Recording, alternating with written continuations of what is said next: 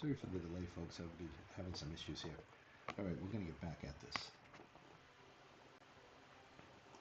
To leave forensic evidence behind.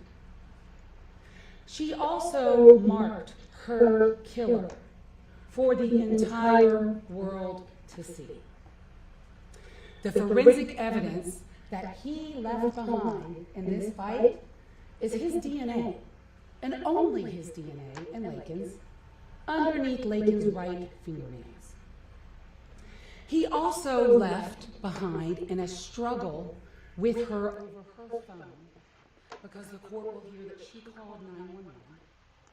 He left behind his left thumbprint on her iPhone, which was found not far from her body at the crime scene. And it is that forensic evidence alone that would give you enough evidence to find him guilty as charged on the counts in this indictment. The evidence in this case will come in basically three forms. There will be forensic evidence, there will be digital evidence, and there will be video evidence. And all three forms of those evidence will point to one person, Hosea, as the killer of Laken.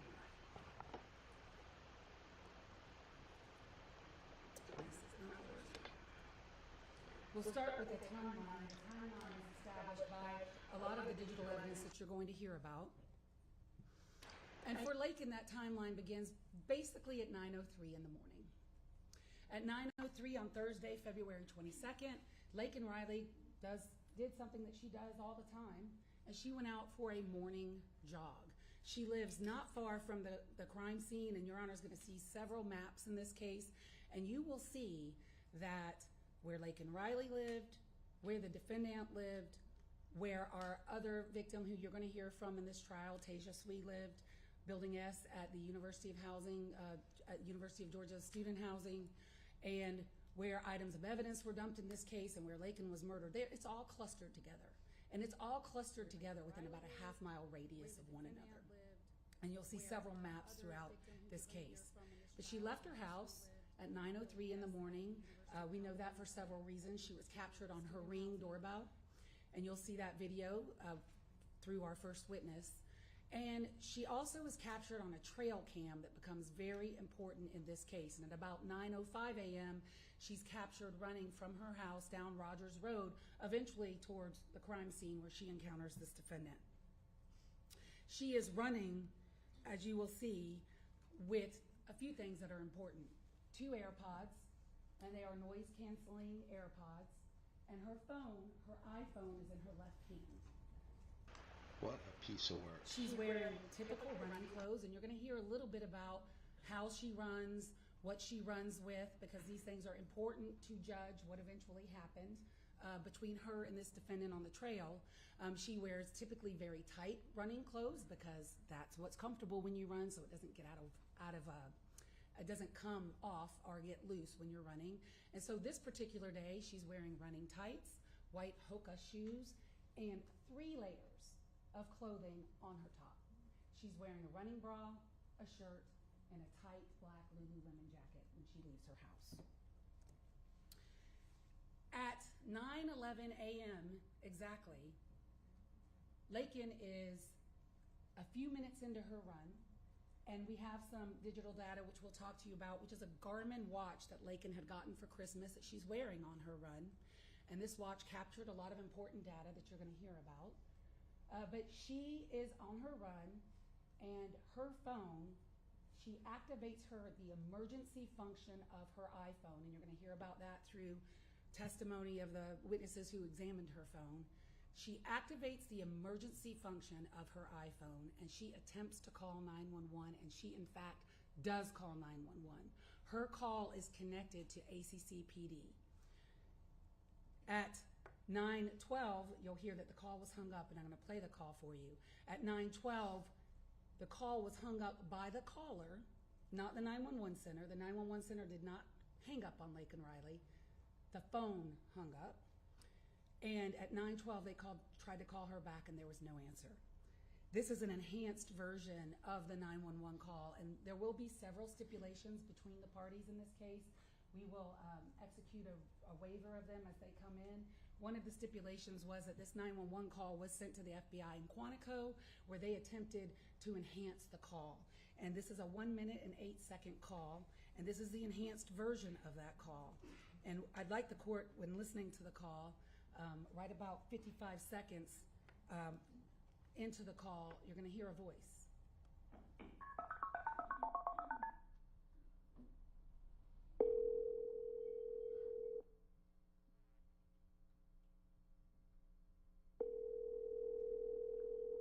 Clark County 911. Hello, this is Clark County 911. Hello, Clark County 911. Can anyone hear me?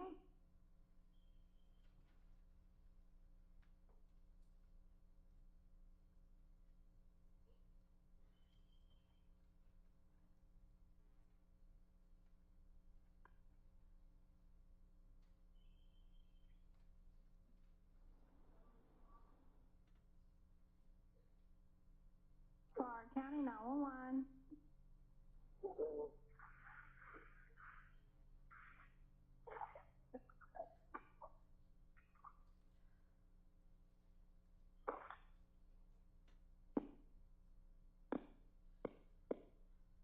Yo Tango.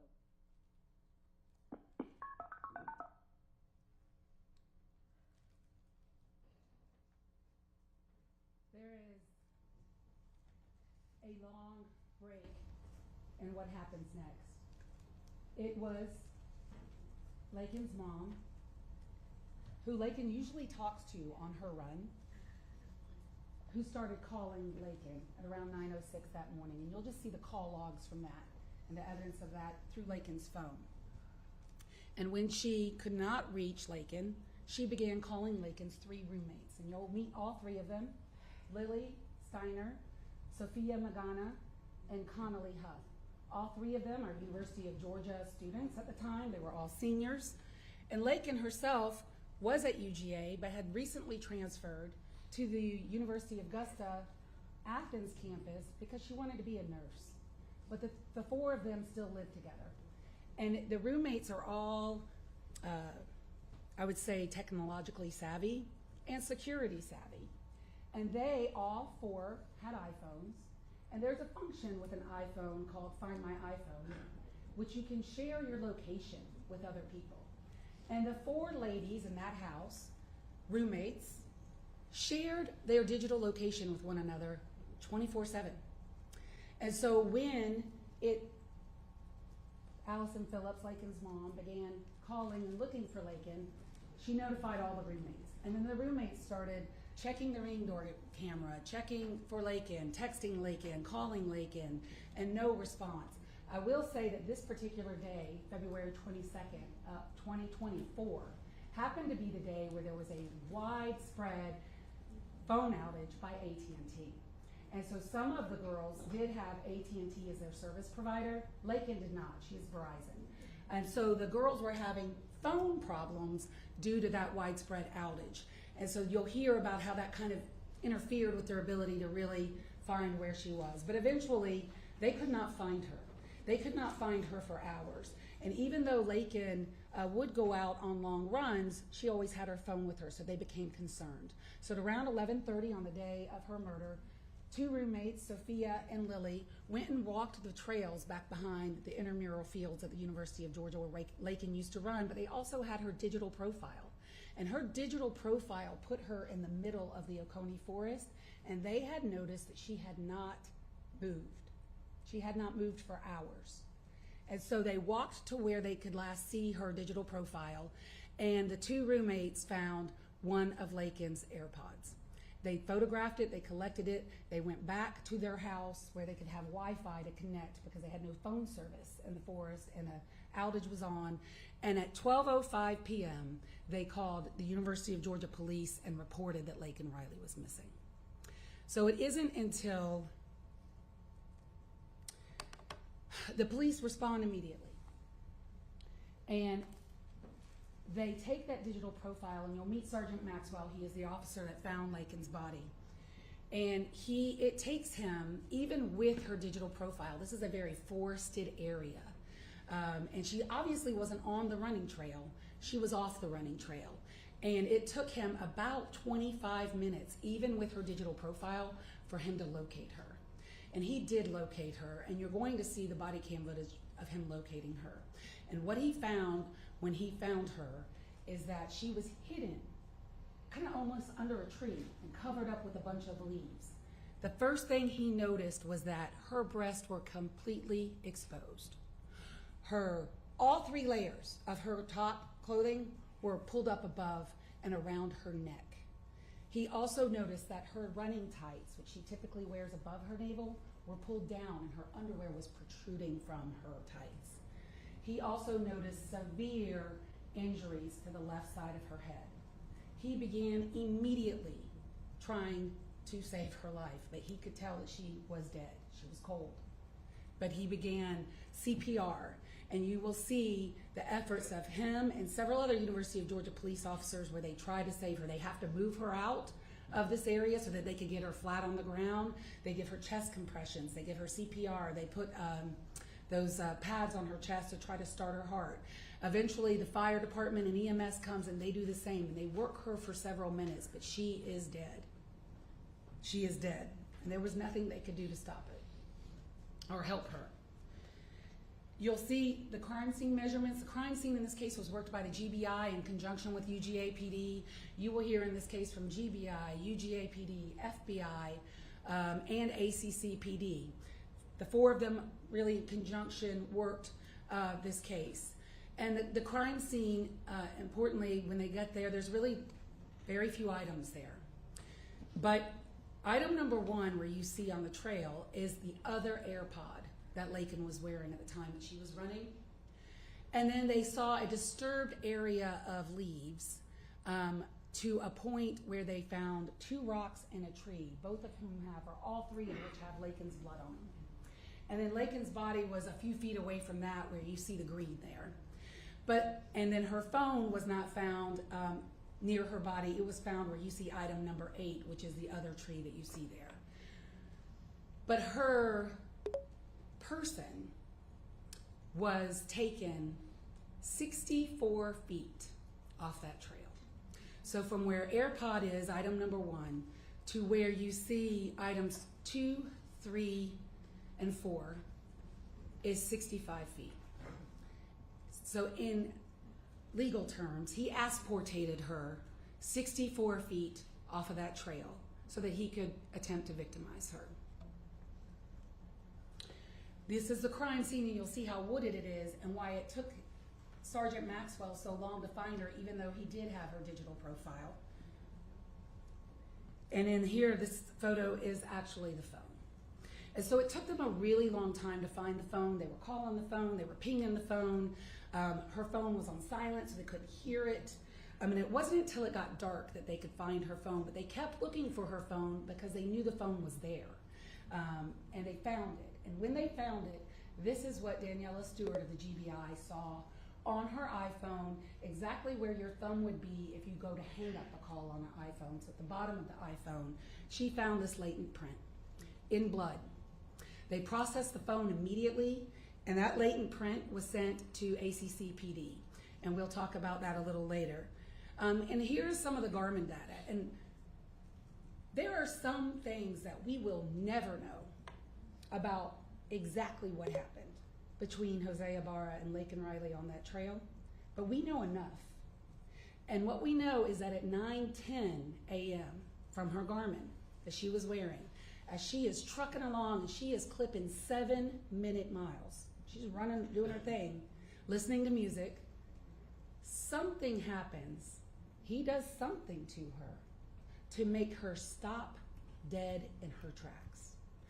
She initiates the SOS function on her phone and calls 911, and she immediately stops. And after that, you'll see some of this Garmin data, her movement, because it went to the FBI CAS team. They're the ones that analyzed it, and you'll hear about it. She's on this trail with this defendant for about 4 minutes, and then you see 4 minutes later, her Garmin move 65 feet into the woods, and there's some additional movement of her along that time, and her heart rate is still going until 9:28 a.m. Her encounter with him was long. Her fight with him was fierce, and that is what the Garmin data shows. And once her heart stops at 9:28 a.m., there's no more movement from her Garmin. So what happens next? Well, UGA PD leave, and they really got nothing other than a peeping Tom incident that had occurred on campus at 7:57 a.m. And I'm going to talk to you about that one last. So what they do is, it is a combination of good police work and luck, pure luck. But they start dumpster diving. ACCPD is dumpster diving, UGA PD is dumpster diving, GBI is dumpster diving, FBI is dumpster diving. Everybody is just looking into every dumpster in the Athens area for anything because they had nothing. And at a dumpster, at an apartment complex where he lived, a police officer named Zach Davis of ACCPD finds this hoodie jacket. And when he looks in and sees it, it's in a recycling bin, and it's standing out because it's right on top, and he noticed it had long, dark hair on it, wrapped around one of the buttons, and he could see blood. And he thought that was suspicious. So he calls UGA PD. They respond at 9 o'clock on the day of Laken's murder. They collect the jacket found in the dumpster, and they send it immediately to the GBI Crime Lab indicator for testing. But while they're there, they notice, they look around and see that one of the residents in this apartment, and B32, had what's called a Eufy camera, which is like a ring camera but works a little different, had a camera aimed at that dumpster. And so they asked the resident that night, hey, can we come in? Can we see your camera? He agreed to let them see it, and this is what they saw. At 9:44 in the morning, about 15 minutes after Laken Riler's heart stopped, this is what they see.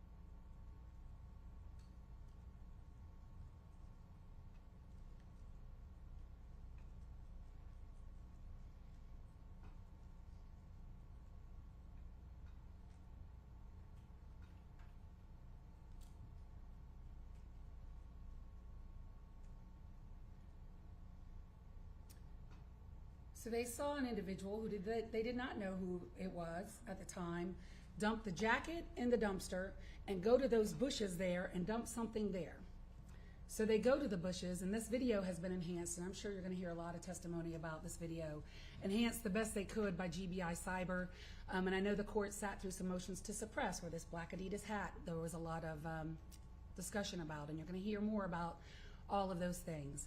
But this is an image that they locked in on and began to circulate around the neighborhood, or as the cops call a bolo. Be on the lookout for this individual. They didn't know who he was, and they circulated that. But they did go also that night, still the night of February 22nd, to the bushes, and they found 3 black disposable kitchen gloves. And those gloves were also sent immediately to the crime lab. And one of the interesting things about the black disposable gloves when they got to the crime lab and they were analyzed, this is a picture taken at the crime lab, is that on the thumb of the gloves, there was a hole. There's also other holes in the gloves when they found them, but on the thumb area of one of the gloves that the crime lab examined, they found a hole. And they also found blood, and that blood was later to be determined to be Laken Riler's blood on those gloves. So I've already told you about the geographic locations. They're all clustered. You can see in this map, the crime scene is at the top in the middle, called body crime scene. The dumpster where the items were found is marked. Building S is right by the bus stop, and then Laken Riler lived further up, Millage Avenue, towards the top of this photo. But the distance between the Building S, which will become important, and Laken Riler's body is about 300 yards. The distance between the dumpster and Laken Riler's body is about 500 yards. And the distance between the dumpster and the bus stop and where the defendant lived, because he lived in that apartment complex, is about 150 yards. Everything is close together. So what happened next in the investigation is that the very next morning on Friday, February 23rd at 8:32 a.m. as ACCPD, again, is just looking out for anything. They had the bolo at that point. They encounter a person named Diego Ibarra. And Diego Ibarra is wearing a black Adidas hat that has some interest to them, which is they believe to be the identical hat that they had seen in the video the night before. And I will tell you this, on that hat that Diego Ibarra was wearing the next day is Laken Riler's blood. So their theory that that was in fact the same hat was absolutely correct. So they encounter Diego Ibarra. He gives them a fake green card. They know it's fake because it has 2 different dates of birth on it. And so they ask him to go back to his residence, and they begin talking to him. UGAPD arrives, and they begin to take over the scene. From the information that they had gotten from Diego Ibarra, they knew that hat was a hat seen in the video because of the proximity of the crime. And at some point, Diego began telling them he's got brothers in the house sleeping, and there were many communication difficulties at first because the first responding officers did not speak Spanish. No one in this apartment, D126, could speak English. So at some point, UGA brought 2 of their Spanish-speaking officers on scene, and the communication became a little easier. Officer Bridges, Officer Sand, both of whom are native speakers of Spanish, arrived and began taking over the communications. When they get there, they are attempting to secure the residence for a warrant, and before they could do a security sweep to secure the residence for a warrant, Argenis Ibarra, who's in the middle in this slide, comes out with a garbage bag in his hand. He eventually gives officers consent to enter the residence, and when Sergeant Epps enters the residence, he sees Jose Ibarra asleep in the bed. And that is how he's been identified in this case. You will see there are 5 residents that lived in apartment D126. Jose Antonio Ibarra, this defendant, also goes by the name of Victor, which will be important because a lot of the communications within his phone and some of the witnesses just call him Victor. So Jose Ibarra is Victor. It is in fact the same person. Diego Ibarra is Jose's older brother, goes by the name of El Gocho, is a nickname that many people, including this defendant, call him El Gocho. Argenis goes by Manny, and Rosbelli Flores Bello goes by La Gorda, and then Juan Carlos Diaz Hernandez, they call Carlito. And I suspect the state will tell you right now, you're going to hear from Rose Belly and that residence. You will also hear that all the residents, Diego, Argenis, and Rose Belly, at least those three, are currently in federal custody on some immigration issues. But we are going to produce Rose Belly to testify to the court about the things that she saw and observed that day. And it is Rose Belly who identifies Jose Ibarra from the dumpster video. The officers, when they saw Jose Ibarra that day, saw that he had many injuries to him. Scratches on his arm, scratches on his wrist, scratches on the back of his neck, scratches on his hand. And they photographed those injuries to him. And then they began to do an additional canvass of this entire apartment complex. There are multiple buildings in this apartment complex, A, B, C, D, and E. Multiple teams of agents began going around looking for cameras, talking to residents. What do they know? What do they not know?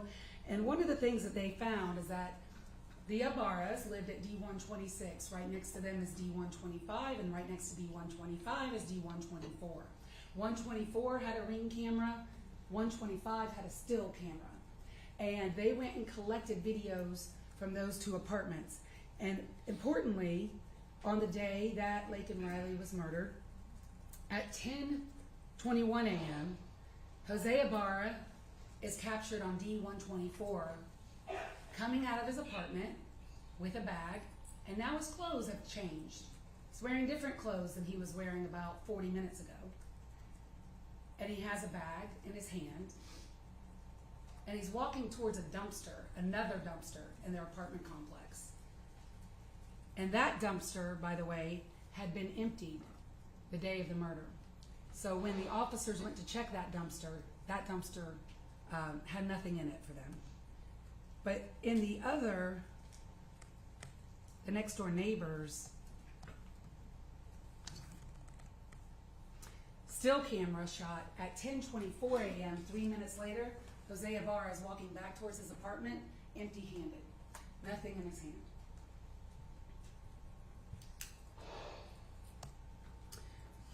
So they searched the residence that day, and they found a few things of significance. Number one, they found 3 more black disposable kitchen gloves, which were sent to trace evidence for plastics and polymer examination, and they concluded that they had originated from the same source as the gloves that were recovered in the bushes.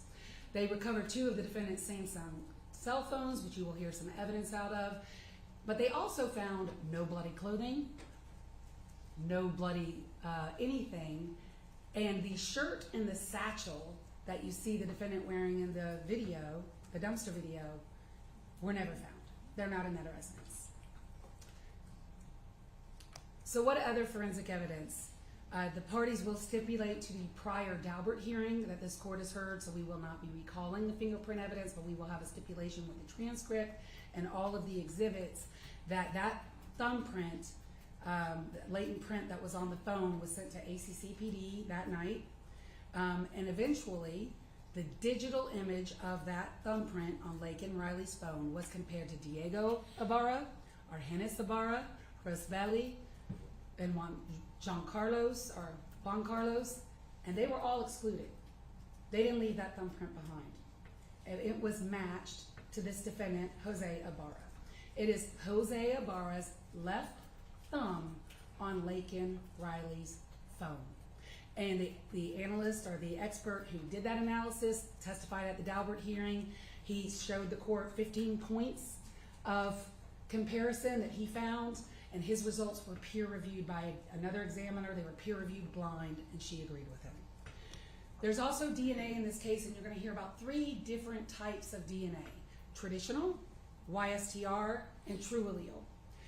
All true allele is probabilistic genotyping, but it is a computer software program that deconvolutes or separates complex mixtures of DNA.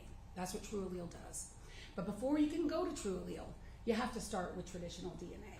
So all of the items of evidence that you're going to hear